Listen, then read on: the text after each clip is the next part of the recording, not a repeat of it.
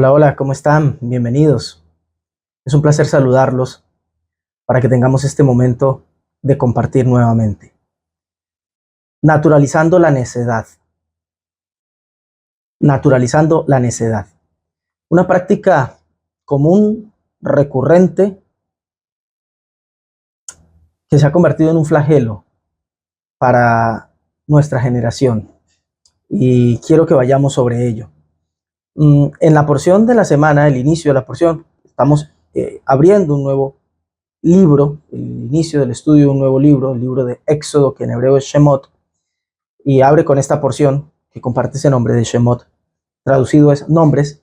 Dice allí el texto de la Torá, después de presentarnos los nombres de las personas que bajaron desde Israel a Egipto, dice el texto donde empieza la historia de lo que es el Éxodo.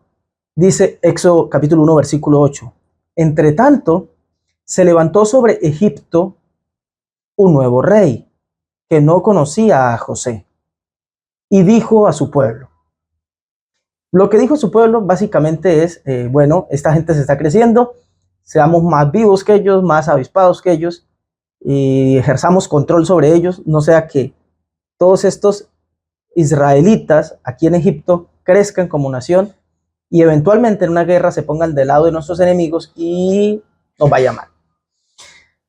Y empezaron a esclavizarlos a los egipcios, a los israelitas, perdón. Los egipcios empezaron a esclavizar a los israelitas, producto de la idea de este nuevo rey, que era distinto del rey. Tuvieron que haber pasado por lo menos dos, para que se hubiera olvidado de todo lo que fue el pueblo de Israel y José para los egipcios. Pero lo cierto es que se olvida, no conocía la historia, eh, y entonces toman esta ventaja, esclavizan a los israelitas. Pero esta porción, que como digo, abre un nuevo libro para estudiar, es para nosotros una voz de alarma, de alerta para cada uno, sobre todo nuestro grupo, ¿no? Que la semana pasada se vio en posición de oír el hablar de cambios. Esta porción nos alarma, nos alerta acerca de la necesidad de cambiar muchas cosas, porque si no puede llegar a ser realmente negativo, realmente, digámoslo, grave. Esto que pasa aquí con el faraón. Pensemos por un momento en la posición de este faraón y revisemos bien a ver si muchas veces no hemos intentado nosotros ocupar su trono. Muchas veces nos vemos en la posición del faraón sin pensarlo, sin quererlo. Bueno, no sé qué tanto sin quererlo, tal vez no tan conscientemente, pero muchas veces ocupamos ese lugar y por lo tanto muchas veces quedamos a merced de las circunstancias para ocupar el mismo destino que este faraón. Todo por querer ocupar su trono en la realidad de la vida de cada uno. Si analizamos lo que pasa con este faraón, es una completa tontería la de este nuevo rey, la de este dirigente y la de su pueblo. Porque pienso y piensen conmigo, cuando yo veo esta historia, digo, ¿cómo así que viene un tipo como este faraón que dice la historia, lo que leímos, que se olvidó de José o que no conocía a José y a su historia y a todo lo que habían hecho por Egipto? No era un pueblo próspero, no era un pueblo que convivía con otro pueblo adentro suyo, y según algunos historiadores, no era propio únicamente de los cananitas, en este caso los hebreos, los descendientes de Israel, sino que habían otros pueblos que habían tenido situaciones similares. Pero quedémonos con esto, no era suficiente analizar cómo estaban las cosas, qué había pasado, por qué convivían con este pueblo. Era un pueblo establecido, próspero, porque la prosperidad que dejó José y su pueblo a Egipto era grande, era amplia. Acuérdense que prácticamente todo Egipto se había vendido al faraón, al estado de Egipto, todo el pueblo, porque al principio cambiaban dinero por comida, posesiones por comida, al final todos se habían vendido para el faraón, tierras, personas y todo, por comida, por toda la ventaja que significó la lucidez de José en la administración, para que cuando hubo hambruna y hubo muerte, el pueblo de Egipto, contrario a estas cosas, hambre y muerte, tuvo prosperidad. Y el Estado como tal, la organización, la administración política, prosperó mucho. No era suficiente todo esto y el analizar de todo esto para decir, bueno, estamos bien, ¿de dónde nos viene este bien? Somos una nación próspera, administrativamente muy bien organizada, todo funciona muy bien, convivimos con otros pueblos y todo esto está como bien. No era suficiente analizar su realidad para decir, bueno, ¿de dónde me viene este bien? Vamos a ver por qué somos tan prósperos, por qué estamos tan bien. Contrario a esto, ve su situación, goza del bien y analiza posibles peligros futuros. Y se ensaña contra un pueblo que fue su salvación en su momento. Y cuando yo analizo esta historia, pienso y digo, caray, ¿cómo se cumple ese texto que dice por allá en los textos apostólicos? Dura cosa te es dar coces contra el aguijón. O sea, qué duro es cuando vamos a intentar darle pullas a la puya. Qué difícil es cuando intentamos ir a hacerle mal al mal. Qué duro es cuando procuramos atentar contra algo para generarle mal, siendo que eso es hacernos daño a nosotros mismos. Este faraón pensó hacerle mal, esclavizar al pueblo que era la causa de su prosperidad, de su comida, de su bienestar. Y le voy a hacer el daño a la fuente de mi bien.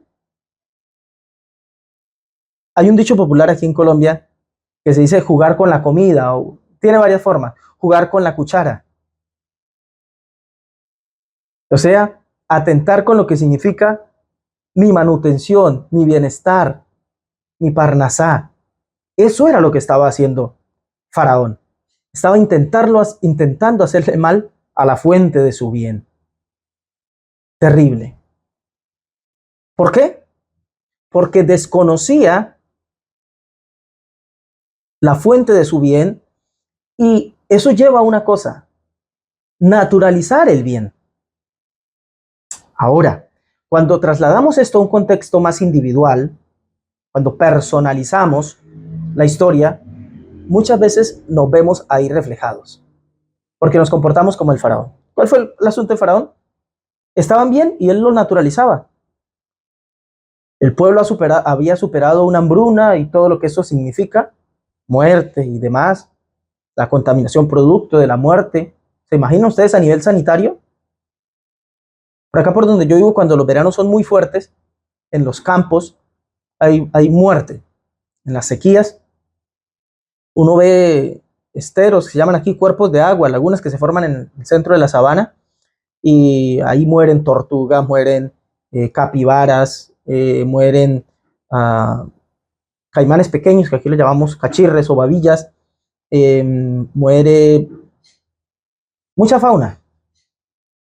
Y esos cuerpos de agua estancadas que se vuelven lodo, barro, con toda esta muerte allí, eso contamina el ambiente. Ahora se imaginan eso en una región geográfica muy amplia, en la época, todo eso lo habían superado. Y para el faraón era apenas natural. Superamos la hambruna, estamos prósperos. ¿Por qué? Porque él era faraón. Dios por sí mismo, ¿no? Todo está bien. ¿Por qué? Porque sí, yo voy a andar preguntándome, ¿y por qué estoy bien? Naturalizamos el bien, naturalizamos el bienestar. Y entonces es cuando empezamos haciéndole honor a mi título, a naturalizar la necedad. Porque es una necedad acostumbrarnos al bien, naturalizar el bien y no preguntarnos por su fuente. Es una necedad. ¿En qué sentido lo digo? Vea, no bien empiezan a salir las cosas un poco mal, un par de pasos no nos salen como queremos y de una vez, ¿por qué a mí? ¿Pero por qué a mí? Ay, la vida es injusto conmigo, pero precisamente a mí, porque se nos rompe una uña. Exagero un poco, claro. Pero cuando nos va bien, cuando las cosas salen a pedir de boca, cuando no bien intentamos un negocio y ya estamos prosperando, no nos preguntamos, ¿pero por qué a mí? ¿Pero por qué me tendría que ir bien? ¿Pero cuál es la fuente de mi bien? Naturalizamos el bien y caemos en la necedad. Y esto pasa muchas veces en nuestros contornos, en nuestros contextos personales. Por ejemplo, en las relaciones de hogar, ¿no? Tenemos una pareja que nos quiere, que nos ama, que nos cuida, que nos atiende, que trabaja, que gana el sustento y lo trae, o que atiende el hogar, que siempre llego a vestirme, hay ropa limpia, hay ropa organizada, hay ropa bien oliente, llego a la casa a sentarme a un sillón que está organizado, a una sala que está limpia, a comerme una comida que está preparada, calientita, y lo naturalizamos. ¿Por qué esto es así? Pues porque sí, porque así es la vida. Naturalizamos lo bien que estamos, porque nos acostumbramos al bien. Aprendí de mi maestro hace varios años que esas cosas que naturalizamos, lo natural para nosotros, no son otra cosa que milagros a lo que nos hemos acostumbrado. Y vaya si tiene razón. Porque para muchos, tener una pareja, tener un hogar, tener una familia, es todo un desafío, es el sueño de sus vidas. Y no pueden, no han podido conquistar, no han podido encontrar la persona ideal, no han podido entenderse con alguien, no han podido formar una familia, ni hablemos de los que tienen casa. Hoy día conseguir casa, tener casa propia, es un premio. Hoy día alguien tiene casa propia y de hecho incluso a partir de temas tributarios, legales, fiscales, ya no se considera pobre porque tiene casa propia. Y para nosotros es normal, tengo casa. Ah, pues sí, ¿qué? Está escrito que el que haya pareja, cónyuge, esposa, haya el bien, lo ha alcanzado la benevolencia del Señor. Pero para muchos es normal, apenas normal. Yo tengo pareja y es obvio que tiene que traer las cosas, es obvio que tiene que proveer, mercar, tiene que proveernos viajes, salidas, paseos, ropa, vacaciones, 10,000 cosas. Es obvio. Es obvio que tengo que llegar a casa y encontrar comida caliente, preparada, deliciosa, casa arreglada, ropa limpia, todo organizado. Es obvio. ¿Y por qué no? Es que es obvio. ¿Cómo naturalizamos el bien? ¿Cómo naturalizamos milagros por acostumbrarnos a ellos? Y entonces empezamos a naturalizar la necedad. ¿Por qué digo necedad? Porque cuando naturalizamos, no valoramos. Y como no valoramos, ¿qué pasa con aquello a lo que no le damos el valor? Cuando le restamos valor, cuando le restamos importancia, lo que pasa después entonces es que desvalorizamos, no tratamos con la dignidad que corresponde. Y eso nos pone muchas veces en posición de perder todo ese bien que tenemos. Y entonces valoramos. Y se cumple la típica, la frase esta de telenovela o de canción noventera. Nadie sabe lo que tiene hasta que lo pierde. Ah, mira que no era tan fácil llegar a una casa y encontrarla arreglada, barrida, organizada, bien oliente, ropa limpia, perfumada, camas tendidas, organizadas. No era tan fácil llegar, estar en casa y abrir la nevera, la despensa y sacar lo que quisiera comerme y preparar. No, no era tan fácil. Ahora cuando me toca trabajar, ganármelo, preparar, organizar, recoger el reguero, etcétera, etcétera, y aún así perseguir mis ilusiones, deseos, sueños y demás, para no morirme de desazón. Ahora que me toca todo eso, ahora sí valoro. En las relaciones sociales, nos comportamos como el faraón. Naturalizamos el hecho de tener amigos. Naturalizamos el hecho de tener a alguien al que puedo llamar y contarle mis cosas y llorar y que me escuche la misma quejadera de siempre, la misma... Yo lo digo por experiencia propia.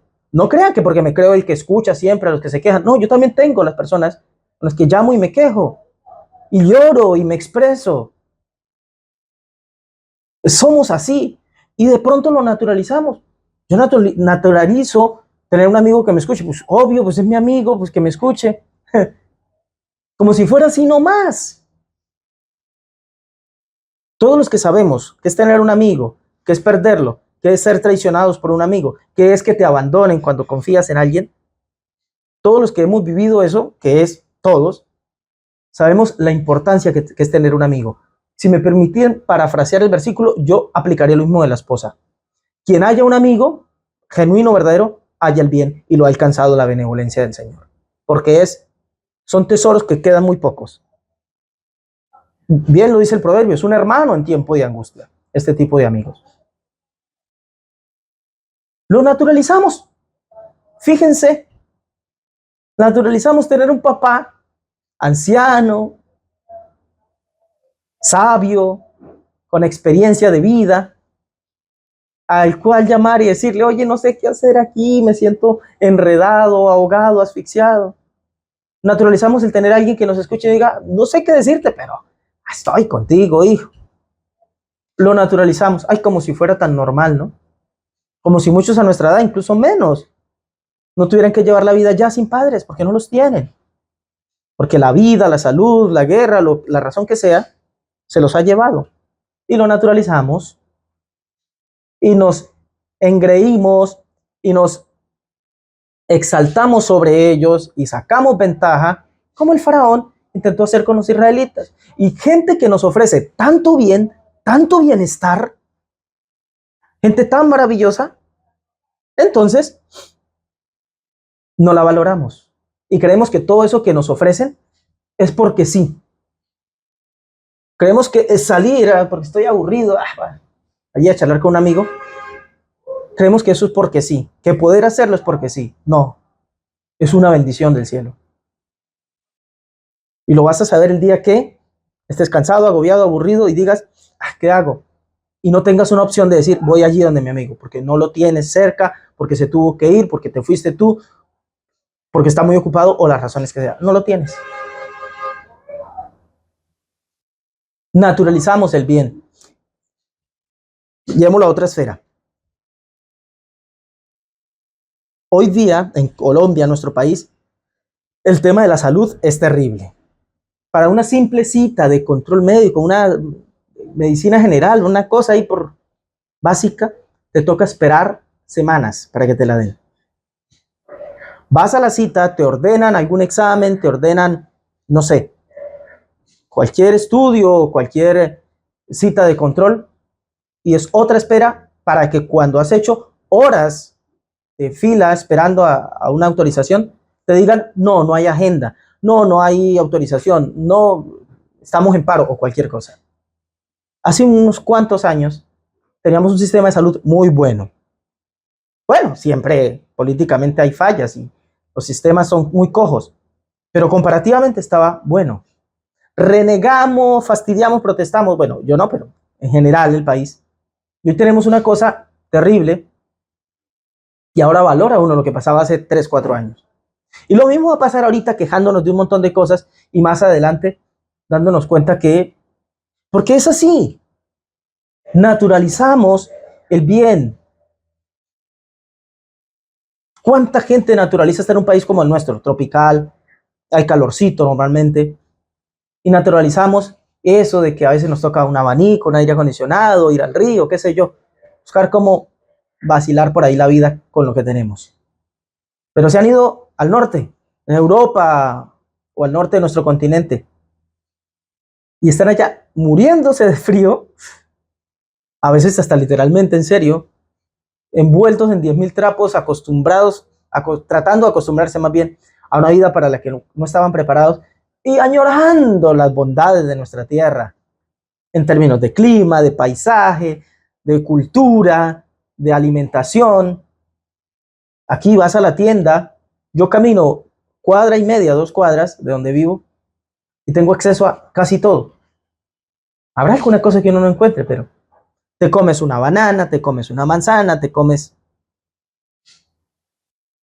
de época, de temporada, de aquí todo el tiempo hay de eso. En estos países tropicales tenemos esas ventajas. Lo mismo pasa a la gente de por allá que se viene acá y están acostumbrados a sus estaciones y a sus productos. Lo que quiero decir es que naturalizamos el bien. Hay una tendencia nociva en nosotros a naturalizar las cosas, lo que nos lleva, por supuesto, a naturalizar la necedad, porque es necio acostumbrarnos a cosas que son verdaderos milagros, verdaderas manifestaciones de la beneficencia divina. ¿Por qué es necio? Porque algún día puede cesar. Y cuando nosotros no fuimos conscientes de cómo pasó, de cuál es la fuente, de dónde surgió, de cómo hice para llegar a tener esto, sino que lo naturalicé, entonces cuando deje de ser, voy a quedar en el aire y no voy a saber cómo intentar acceder de nuevo a eso. Porque es necesario que aprendamos a distinguir la fuente de nuestro bien, porque es otra cosa que pasa. Nos vamos sumiendo en esta vida de naturalización de todo y caemos en la negación de cualquier tipo de otro, de cualquier clase de otro. No vemos ningún otro en nada. Simple y sencillo. Vamos a comer una manzana. ¿Qué hago? La lavo y sin hacer la mínima conciencia en ningún otro detrás de esa manzana. Ningún otro con mayúsculas, refiriéndonos a la fuente, a lo divino. Ningún otro con minúsculas, de pensar que esa mano pasó por un montón de, esa manzana, perdón, pasó por un montón de manos, de quien me la vendió, del transportador que se la proveyó al dueño de la tienda, del agricultor que la sembró, etcétera, etcétera. No pensamos en eso. ¿Cuál es la fuente de todo? Yo soy como Faraón, un dios. Tengo dinero, puedo comprar, ¿por qué no me la voy a comer? Como si todo fuera dinero, como si todo fuera el poder adquisitivo. ¡Ay! ¡Cuán equivocados estamos! No hace falta, yo creo, no sé, la verdad. ¿Será que nos hace falta otro tiempo como el de hace unos 4 o 5 años? Cuando así tuvieras dinero, no podías salir a comprar lo que querías, no podías salir a cualquier hora. Había desabastecimiento. Tenemos países vecinos donde, hablemos claramente, Venezuela, donde gente millonaria no podía acceder a bienes y servicios con todo su dinero. ¿Por qué? Porque había escasez de bienes y servicios. Entonces tuvieron que mudarse, cambiar de país y pasar de millonarios a gente muy normal. A sufrir la vida. Porque la naturalizamos. Ojo, Colombia, colombianos queridos. No naturalicemos el bien. A veces protestamos contra todo y contra todos. Porque naturalizamos el bien. Estamos un país próspero, hay prosperidad, hay oportunidad de trabajar y todo lo que podemos hacer es exigir bien, exigir del Estado, poner estatistas allá, gente que nos represente, que solamente le saquen al que tiene para que nos repartan. ¿Por qué? Porque de dónde los que tienen. Pues porque tienen, porque son malos. Porque... No, no, no. Se tiene porque se consigue, porque se siembra, porque se trabaja, porque se produce, porque se arriesga capital, por un montón de razones más. Pero naturalizamos el bien y no reconocemos la presencia de lo otro. Dice 1 Corintios 4:7. ¿Quién te distingue, amigo? ¿Qué tienes que no hayas recibido? Y si lo recibiste, ¿por qué te glorías como si no lo hubieras recibido? ¡Ay! ¿Cuánto esto nos dibuja? ¿Cuántos somos de los que creemos que lo tenemos porque sí, porque soy yo? El solo hecho de no preguntarnos por qué tenemos lo que tenemos habla de cuánto hemos caído en esto. ¿Por qué tienes lo que tienes? Lo que sea que tengas. Familia, hijos, marido, mujer, novio, novia, amigo, amiga, casa, auto, empresa, negocio. ¿Por qué lo tienes? Ahora, ya lo tienes. ¿Por qué lo tienes? Has sido aventajado, disciplinado, estudioso, esforzado, trabajador, de buena familia, recibiste de herencia. ¿Por qué te comportas como si no lo hubieras recibido? ¿Por qué te jactas? ¿Por qué te glorías? ¿Por qué te enseñoreas de como si no hubieras recibido? No, porque si nadie me lo dio. Mi esfuerzo y mi trabajo. Ah, ok. ¿Y la salud? ¿No pudiera ser de los que nació discapacitado? ¿No pudieras? Ahora, no lo digo como chantaje emocional o religioso para toda hora estar, gloria a Dios. Cada uno con lo que quiera, pero al menos piensa en qué pudo haber pasado. Yo soy muy inteligente, ¿y de dónde te vino? Piensa en que pudiste haber nacido como el común, no con tus dones y talentos naturales para los negocios o lo que sea que te ha hecho crecer. Al menos haz un poquito de conciencia para tener la humildad social de reconocer que pudiste estar lejos de eso. De que a muchos les ha tocado nacer no con ventajas, sino con desventajas. Y que el que tú hayas nacido aventajado por la naturaleza, por la familia, por Dios, por la evolución, por lo que te dé la gana pensar, no deja de ser un bien que recibiste. Adjudícaselo al azar si quieres, pero piensa que es un bien que no pudo haber sido para ti.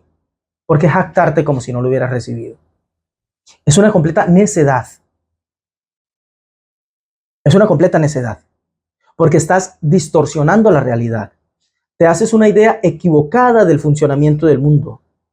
Y eso genera un costo que tarde o temprano tendremos que pagar. Cuando naturalizamos el bien, porque sí, no reconocemos la presencia de un otro detrás del bien, ni a tu esposa, ni a tu hijo, ni a tu papá, ni al mecánico que te pone el auto a punto, ni al fontanero que ni te arregla las fugas en la casa solo porque le pagas. De nuevo, esta es otra que lo vas a comprar el día que ni ofreciéndole todo el dinero del mundo a alguien para que te haga un servicio va a venir a hacerte. Un amigo que tengo trabaja y el otro día tuvo que hacer un trabajo para una persona muy poderosa, la gobernadora de su departamento. Le decía, ven a hacerme este trabajo, te pago el doble, el triple, pero ven a hacérmelo ya.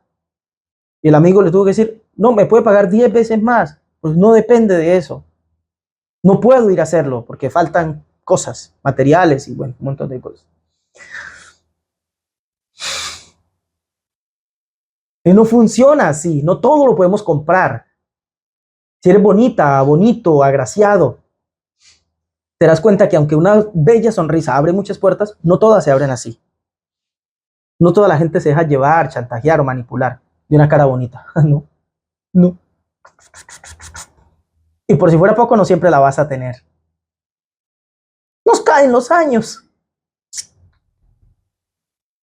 Entonces el problema de no reconocer lo otro que hay detrás de ese bien en el que vivimos es que distorsionamos la realidad, nos hacemos una idea equivocada del funcionamiento del mundo. Las cosas hay porque sí, están porque sí, existen porque sí, los bienes y servicios se generan porque sí. No, no, no es así. Y si te haces esa idea, tarde o temprano vas a pagar el precio que implica ver el mundo distorsionado. Se dice que conoceréis la verdad y la verdad os hará libres, ¿no? Pero a veces este proceso de conocimiento de la verdad y su posterior libertad es un proceso bastante doloroso. Cuando no entendemos cómo funciona de verdad el mundo, lo aprendemos normalmente a los golpes y ese proceso duele, cuesta. Ejemplo, vas por carretera, se te poncha el vehículo o alguna avería más seria, puedes tener millones en tu bolsillo, en tu cuenta bancaria, pero no encuentras a un mecánico que sepa y te desbare y te solucione. Y tú creías que por tener el auto de más alta gama, el más irrompible y todo el dinero para alguna eventualidad, podría solucionarlo todo. Bueno, cuando conozcas la verdad de que el mundo no solo funciona porque tienes poder adquisitivo o poder en general, influencia sobre más gente, cuando lo compruebes, digo, a la fuerza vas a pagar el precio de la decepción. Es así. ¿Por qué? Porque como dijo Juan Bautista en Juan 3:27, no puede el hombre recibir nada si no le fuere dado del cielo. Siempre hay un montón de cosas detrás de nuestro bien. Un montón, un montón. Siempre hay un montón de cosas detrás de nuestro bien. Siempre hay la participación de un humilde campesino, hablando en la alimentación, de un humilde técnico, hablando en bienes y servicios, de un humilde familiar, hablando en lo afectivo. Siempre, siempre. Tienes con qué pagarte la mejor salud, prepagada, lo que fuera.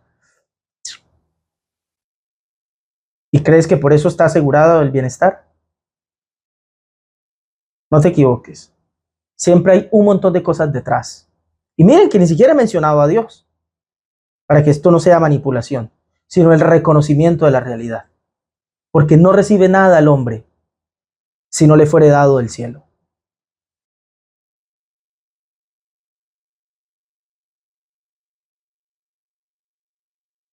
Entonces, esta verdad o la aprendemos por las buenas y entonces aprendemos a fluir con la vida y nos relacionamos buena y sanamente con nuestro entorno, o tendremos que ir acostumbrándonos a pagar el precio de su ignorancia y a golpearnos contra todo lo que nos rodea y quienes nos rodean. Cuando desconocemos que detrás de todo nuestro bien siempre hay otro, otra u otro con mayúsculas, entonces vamos por la vida a los golpes, estropeándonos y golpeándonos contra toda la realidad que nos rodea y quienes nos rodean. Ve creyendo que todo es porque sí, porque tú eres como Faraón, un dios. Tal vez no seas tonto de ir, porque ni crees en Dios, no vas a ir por ahí diciendo que seas Dios, ¿no? Pero te sientes, te autopercibes así. Todo tu bien es porque sí, porque lo has logrado, porque eres bueno, porque eres esforzado, un berraco, una berraca, echado para adelante, sufriendo y todo como te ha tocado, nadie te ha tendido la mano y has logrado todo. Sí, nos han tendido la mano.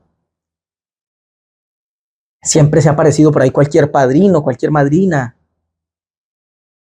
cualquiera ahí con una palabra que nos dijo y nos levantó cuando probablemente si no hubiera estado ahí para decirnos esa palabra, miren, en picada.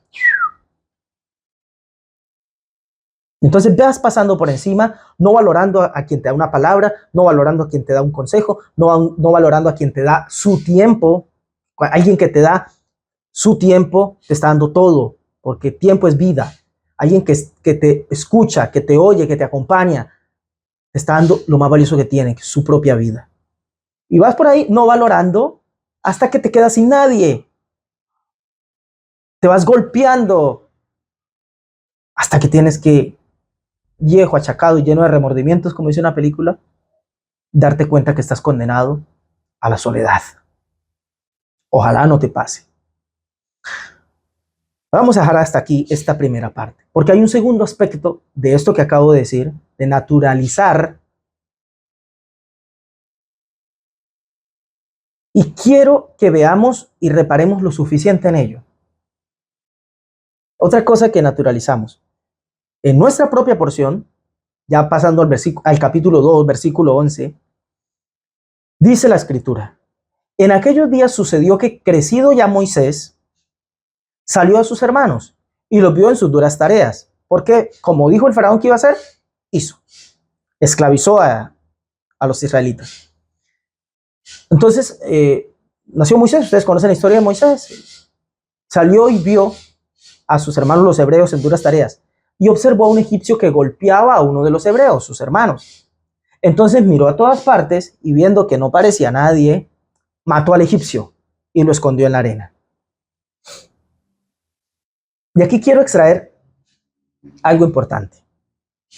Otra forma de naturalizar la necedad es cuando nos dejamos llevar por el acostumbramiento a estados negativos, incluso deplorables, y disfrazamos nuestra falta de acción en una ficticia imposibilidad de cambiar la realidad.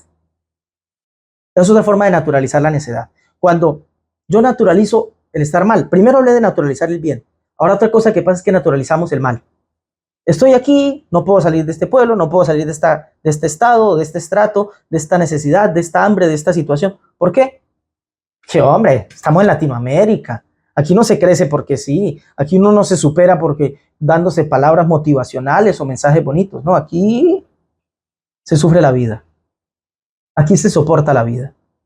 Y entonces, disfrazamos nuestra falta de acción de aquí es imposible cambiar la realidad.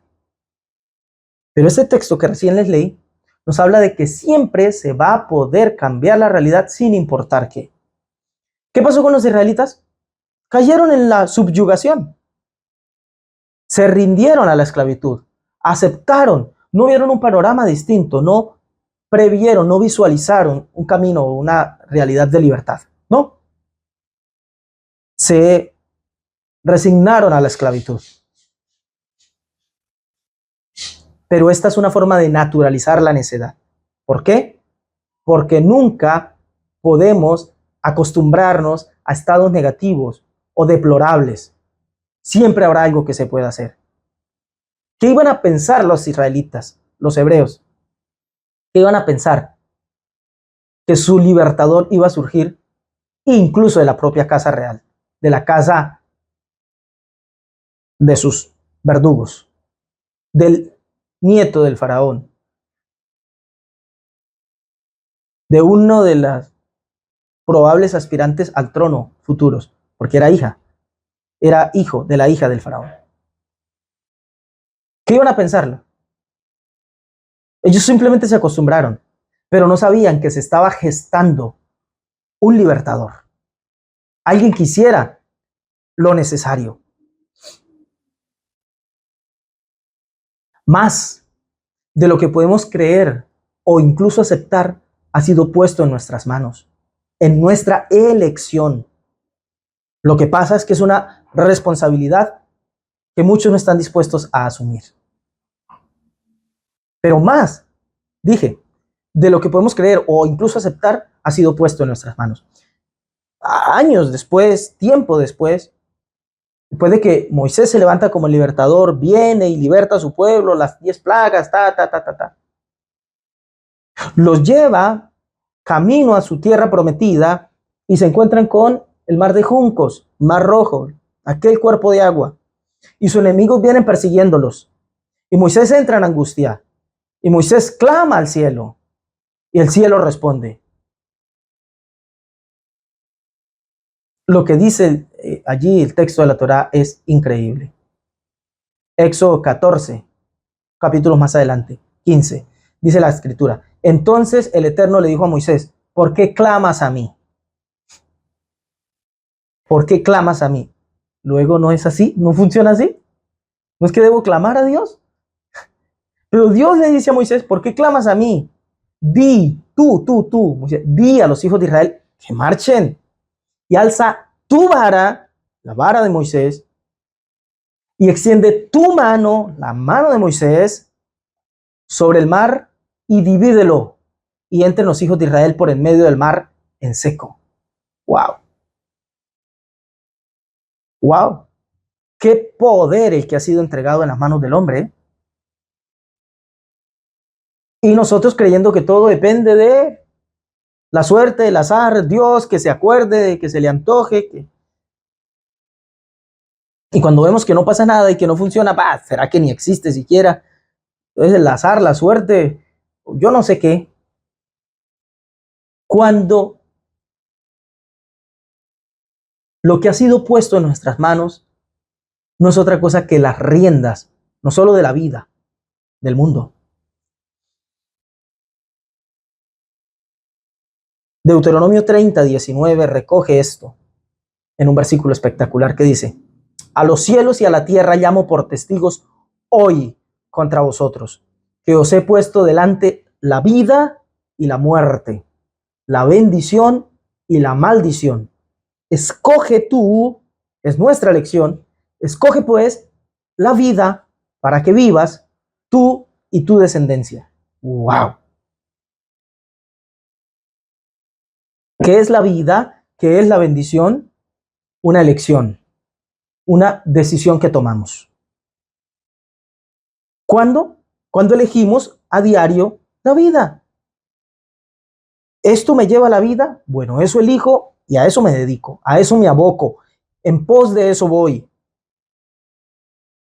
No me quedo esperando, no, camino hacia allá, porque eso me fue entregado en las manos. El poder del bien está en mí, otorgado por Dios. ¿Se acuerdan? El texto dice, alza tu vara y extiende tu mano. Es muy interesante lo que dice aquí, porque a lo que recurre Dios en el diálogo con Moisés es eso, su vara y su mano. ¿Se acuerdan? Porque esto es muy interesante. ¿Se acuerdan cuando Dios lo llama por fin? Él intuía su llamado cuando lo que pasó allá con los egipcios, pero cuando definitivamente Dios lo convoca y lo llama, el episodio de la zarza ardiente y todo eso, cuando empieza el diálogo de Dios con Moisés, y Moisés tiene dudas acerca de lo que va a hacer, cómo no tener dudas, si su primer intento de liberación no le salió como él esperaba y terminó huyendo, 40 años por lo menos, fuera de su pueblo y fuera de su tierra Egipto, su pueblo, los hebreos, y estuvo por allá en Madián con Jetro y sus hijas, pastoreando el ganado de su suegro. Ahora se encuentra con Dios, tiene dudas, Dios le dice que vaya, no, ¿yo qué tengo? ¿Yo con qué voy a hacer eso? Entonces, ¿qué le dice Dios a Moisés? Éxodo 4:2 le dijo, ¿qué es eso que tienes en tu mano? Y él respondió, una vara. Ahora les pregunto, yo a ustedes, ¿con qué Moisés liberó a Israel de Egipto? ¿Con qué desarrolló su vida, su propósito y su llamado? Con eso que tenía en la mano. Por eso la pregunta de Dios, ¿qué tienes en la mano? Bueno, con eso. ¿Qué tienes en tu mano? Eso. Ahora yo les digo a ustedes, ¿qué tienen en sus manos? No importa lo que sea que tengan. Con eso, queridos, podemos sacarnos adelante. No nos acostumbremos al mal. Con eso que tenemos en las manos, con lo que ha sido puesto, con lo que ahora tenemos, no, pues lo perdí todo. Lo que te haya quedado en las manos. Es que no me quedó nada. Con eso. Con eso nos sacamos adelante y a lo que nos rodea. ¿Qué tienes en la mano? Me dice, una vara. Bueno, tira al piso, se volvió serpiente. Con eso hizo las plagas, con eso tocaba las aguas y se volvían esto y aquello. Con eso le hablaba al aire, con eso le abrió el mar se abrió, etcétera, etcétera. Con eso. Me hace acordar de un texto apostólico, cuando el maestro Jesús, Yeshua, alimenta a algunos de sus oyentes que tenían hambre, llevaban varios días escuchándolo y dijo, bueno, pues esta gente está escuchándome aquí, no han ido a la casa porque está tan bueno el diálogo que no han sacado tiempo para ir a casa a buscar comida. Entonces habla con sus más cercanos, con su círculo más cerrado y ¿qué vamos a hacer? ¿Qué les damos de comer? Y los discípulos le responden, ¿y de dónde vamos a sacar? Entonces en Mateo 15:34 recoge este principio y les dice el maestro, ¿cuántos panes tenéis? Dice Mateo 15:34. ¿Qué tienes? ¿Qué tienes en tus manos? Y ellos le dijeron, 7 y unos pocos pececillos. Y Yeshua le dice, bueno, tráiganmelos, los bendice, reconoce lo otro, Baruch atah Hashem, lo que en Umelech hablan. Bendito seas, Señor, nuestro Dios, amo del universo. Él bendice por el pan que es extraído de la tierra y lo comparte, lo reparte. Hace lo propio con los pececillos y con eso alimenta a 4,000. Claro, hablaremos de la presencia aquí, de lo milagroso y tal. Pero él hace estos dos pasos. Primero, reconoce lo otro detrás. No se acostumbra al bien. Y segundo, hace con lo que hay. No se acostumbra al hambre. Hace con lo que tiene. Bueno, repartamos esto. Y entonces es que el milagro ocurre. Significa, la realidad, querido amigo, muchas veces se nos torna indiferente. Pero esto no necesariamente es una mala noticia. La realidad no es ni amigable ni hostil. Es simplemente la realidad. Hubo recesión económica, estamos en un gobierno de extrema izquierda y estamos en un gobierno de extrema derecha, que estamos en la realidad. Es tu realidad. Que no me han dejado nada. Bueno, esa es la realidad. No es amigable ni hostil. A cada uno le ha tocado la parte que le ha tocado. Pero la lectura que hagamos de esa realidad es algo que está totalmente en nuestras manos.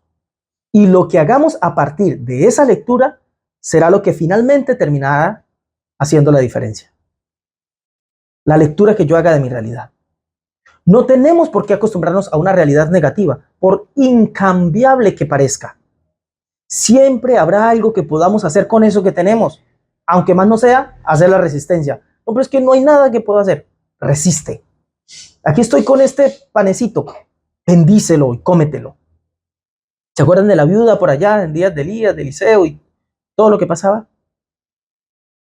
No, pues aquí tengo un poco de masa y una untadura de aceite. Pensaba amasar esto, comérmelo con mi hijo y morirnos de hambre. Aparece el profeta y dice, bueno, bendigamos, reconozcamos lo otro y agradezcamos porque esto al menos tenemos. Compartámoslo, compartamos la vida, compartamos aunque más no sea el dolor. Y eso hizo la diferencia. Y allí empezó la abundancia. Siempre, escuchen, siempre todo es imposible hasta que alguien se anima a reducirlo mínimamente a difícil.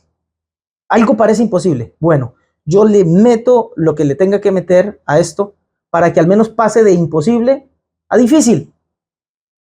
Y ahí empiezo a trabajar con ello. Siempre va a parecer imposible. Cuando alguien se anima a hacerlo, después se naturaliza.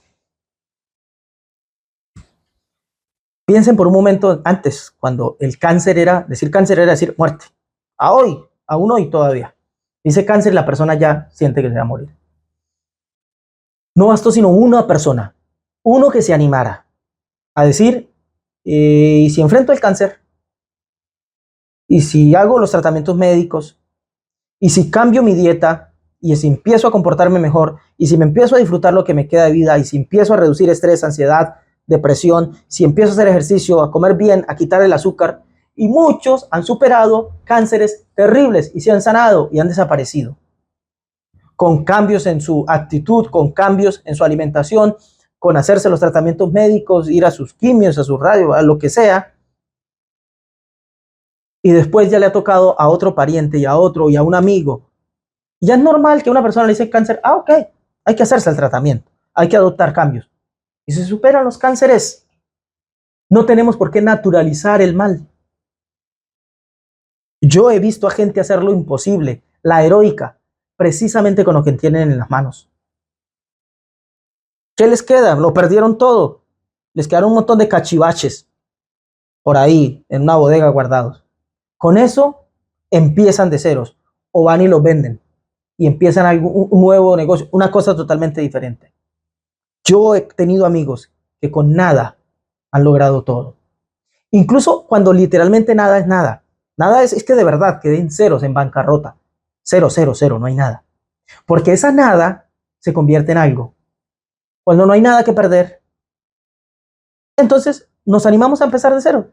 Ya está. No me quedó nada. Me inscribiré en un curso gratuito. Me iré y me regalaré en algún lado a trabajar, qué sé yo, con un albañil, con un carpintero, con un mecánico, a trabajar por la comida y dónde dormir. Aprenden, se profesionalizan en su área, en su oficio, se convierten en los mejores y en muy poco tiempo, no hablo ilusoriamente ni mágicamente, en meses, en un par de años, se estabilizan, se ubican y llegan a tenerlo de nuevo todo. Yo no sé cómo funciona, pero es más o menos así. Algunos tendrán que iniciar la universidad a los 40, a los 50 o a los 60. Otros tendrán que cambiar absolutamente de perfil, otros no tendrán que ir a la universidad, algunos renunciarán a sus carreras y se darán cuenta que no es por ahí, no es por la vida laboral. Renunciarán, irán, aprenderán un oficio, se dedicarán a ello y ahí se hallarán a sí mismos. Serán felices y construirán una vida. Otros tendrán que renunciar a todo. No, renuncio a todo, mi lugar, mi tierra, me voy, me mudo de departamento, de estado o de país y empiezo literalmente de ceros, nuevo círculo social, aquí solo me han hecho daño y empiezo. Algunos tendrán que renunciar a todo, menos, eso sí, a seguir luchando. Porque está en nosotros, siempre ha estado y estará en nosotros. Es una decisión. Como dijo la Torá, hoy convoco cielos y tierra por testigos ante ustedes, que pongo en sus manos la bendición y la maldición. Depende de ustedes. Si dejamos de naturalizar la necedad, si dejamos de naturalizar el bien que tenemos y reconocemos todo lo que hay detrás, podremos valorarlo y hacer algo con eso.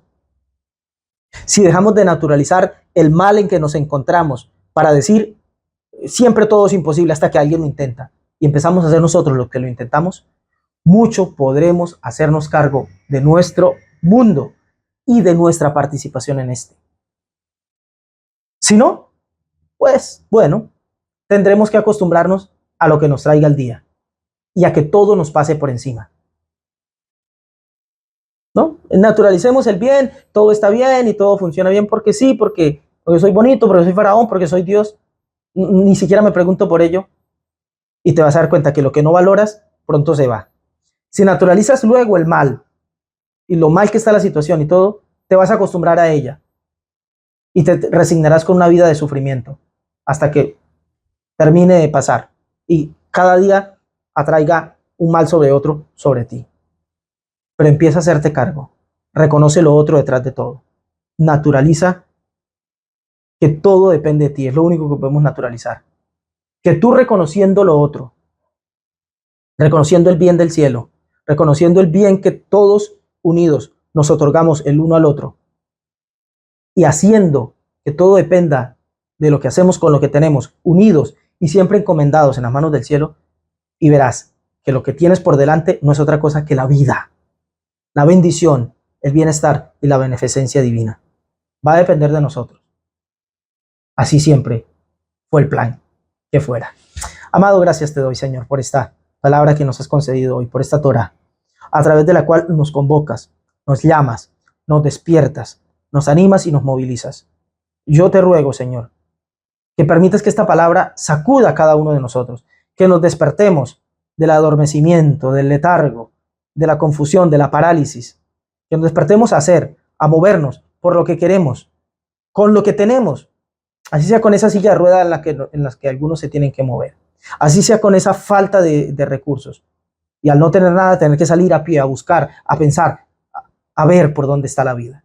Así sea con eso, Señor. Movilízanos, ayúdanos a caminar hacia el bien que tú tienes para nosotros, adelante, allá, hacia donde nos moveremos, donde nos está aguardando ese bien que has prometido. Ayúdanos a entender que en el paso inmediato que tenemos por delante para dar, se esconde nada más y nada menos que tu beneficencia y tu mano benefactora, Señor. Y que aprendamos así a verte y que te reconozcamos en todos nuestros caminos para que tú endereces nuestros pasos y nos conduzcas al bien, por tu gracia y por tu favor. Amén. Baruch Hashem, bendito sea Dios por su Torah. Gracias a ustedes una vez más por estar. Cuídense mucho, nos vemos en la próxima. Shavua Tov.